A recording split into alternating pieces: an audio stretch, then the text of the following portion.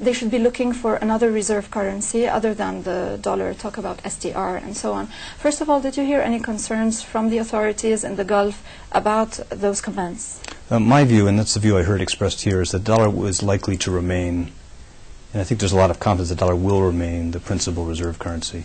They have no choice because oil is priced in dollars. Well, actually, I think that it's in the economic interest, and I think it's important to broad stability in the world that we sustain again that basic anchor of the system. And I'm not concerned about what we're seeing. I think you need to look very carefully at what's actually happened as we go through this crisis. And what's happened, and I think this behavior reflects fundamental confidence. When risk is increased, on balance, and this is important for us to preserve, you've seen people seek the basic safety and liquidity of the U.S. financial assets. Let's move on to something else, which is your meetings with the authorities. First of all, in Abu Dhabi, we understood that you have meetings with two of the state-owned funds. What was the purpose of those meetings? We do that everywhere in all our conversations with governments around the world. It's a natural part of our conversations. We have the same kind of conversation we have with governments, we have in our own country, and we have with the private sector around the world. And what we try to do is to get a greater appreciation for the challenges we see in the region and for how our counterparts view the world, view the balance of risks in the world economy, the world financial markets. So our discussions are what you'd expect. We talked about progress in lifting the world back to growth, in addressing the causes of this crisis, what risks and challenges we face. That's the kind of discussion we had. Did you hear any specific concerns that they have, or it was all like about the economy, they want to know more about the U.S. economy? What about their investments in the United States? Well, again, I think that as do the American people, we have a strong interest together in trying to lay the foundation for a sustainable, strong recovery globally. And so we're spending our time, and we're very focused on how to meet that challenge. And I think to do that effectively, we need to work very, very closely with countries around the world, including here. Did you pitch for more investments in the United States? No, but I want to underscore the basic importance we attach to the United States to maintaining an open trade and investment climate. I think one of the great strengths, one of the great sources of innovation and resilience in the American economy is our basic openness to investment from around the world.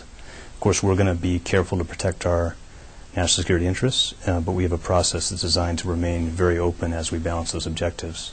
You mentioned in the past couple of days that you have put systems in place so that what happened with Dubai DP World with P&O, so that it doesn't happen again.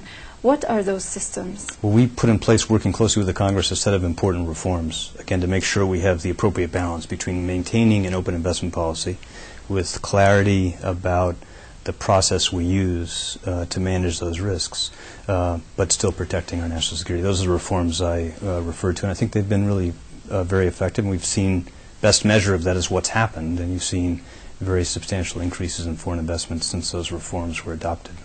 It's true. You mentioned also the number of more than $25 billion of investments into the United States. But there's another point of view that says you need the money right now, so you are not going to put, or I mean, it's in the interest of the United States to encourage investments now, so it would be prepared to be more flexible about certain issues that would. I don't have that view. I think, again, one of the great strengths of the American economy over the last many decades has been to run a very open, transparent investment policy, and we think that's in the interest of the country, and that's a durable interest. Did you hear any interest for further investments in the United States by the sovereign wealth funds? We did not discuss any specific investment issues or specific companies that kind of. Again, I think the most important thing I can do, and the most valuable thing for me here, is discuss the broad environment we're seeing across the global economy, the global financial system, to get a better sense of what the balance of risks and challenges are ahead. What about your meeting with Saudi businessmen yesterday? Did you come up with any specific plans of action, or it was also just? No, it was really just a general exchange of views, and it gave me a chance to get a better feel for, again, what's happening in the region. I had a very set of useful meetings here today in Abu Dhabi as well. Again, we spent a lot of time this morning talking about the policies of the government here in reforming education, in encouraging greater diversification, future sources of growth, in encouraging transition to new sources of energy, renewable energy.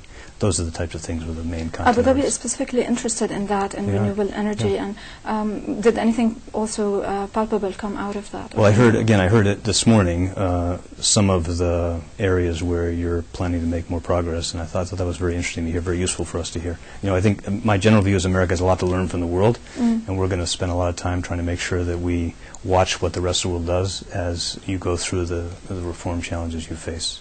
I've been postponing asking you about the US economy. I'm going to do that after we take a short break, Mr. Secretary. مشاهدينا نتوقف مع فاصل قصير ومن ثم نتابع هذا اللقاء مع وزير الخزانة الأمريكي.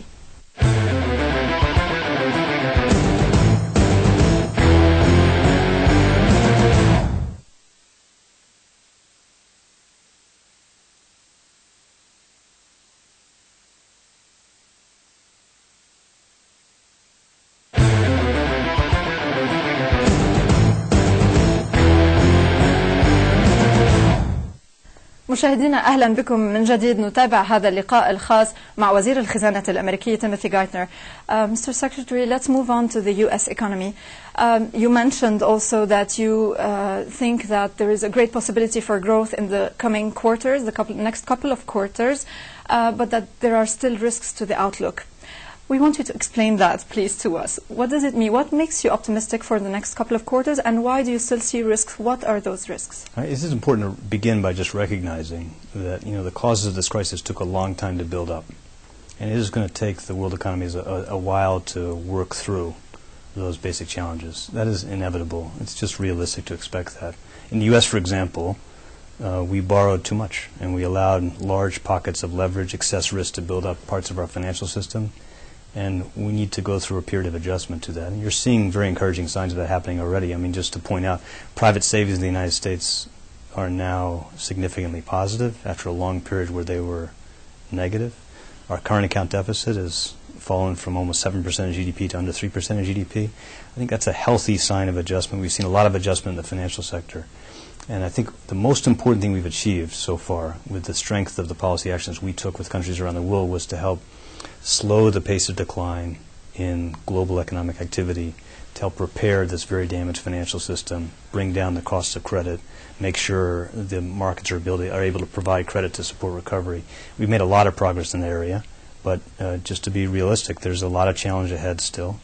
But if you look at the consensus of private forecasters in the United States, and this is true for the IMF as well, most people believe you're going to start to see growth turn modestly positive sometime in the second half of this year, early next year. That's partly because we've made so much progress in stabilizing, weakening the force of the recession, and it's partly because this very powerful stimulus program we put in place was designed so that the maximum impact on investment spending, infrastructure spending, is going to happen in the second half of this year.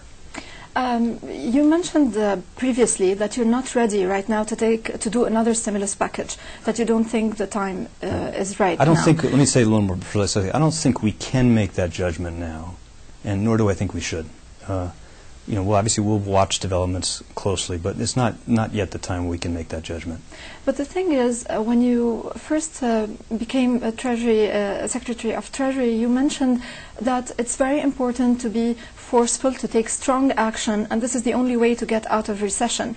Now we feel that there's more of a wait-and-see approach rather than doing something about it. I think if you look at the scale of what the U.S. has put in place, we put in place the largest recovery package in 50 years.